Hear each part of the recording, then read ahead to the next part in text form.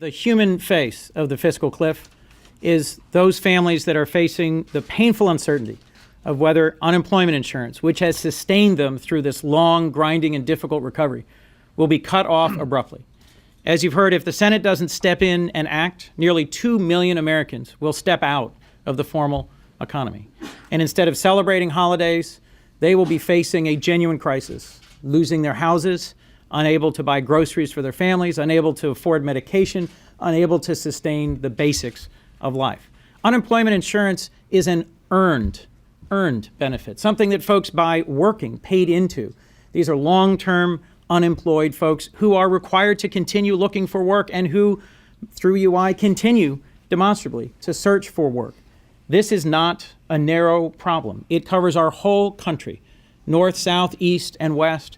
And in my little state of Delaware, 30,000 Delawareans face the abrupt loss of their unemployment insurance that allow them to keep their families together, to sustain their search for a return to work, and as you've heard, to contribute to our local economy, to create local jobs by taking money they receive through unemployment insurance and contributing it, creating consumer demand, spending money on gas, on groceries, on medicine, on housing.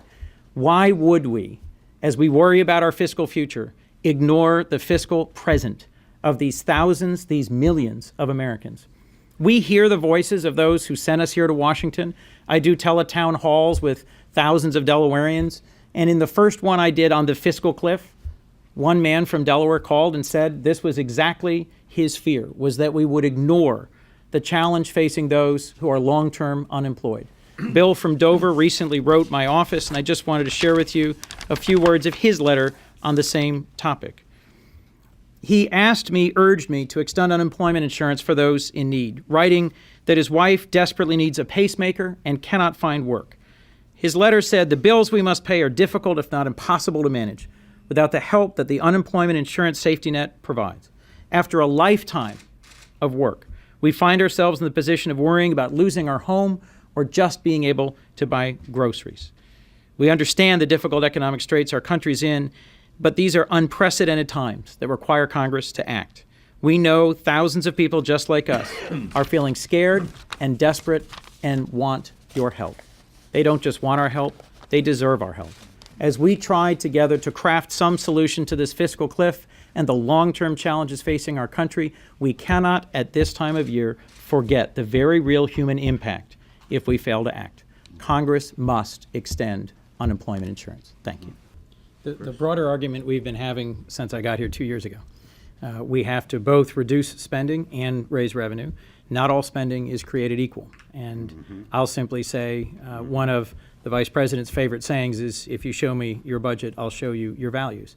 I think the message all of us echoed here today was that it is a fundamental value to save families from sudden drop-off in unemployment insurance benefits and sudden collapse that then has secondary costs, and instead this has been demonstrated to have a positive follow-on economic effect.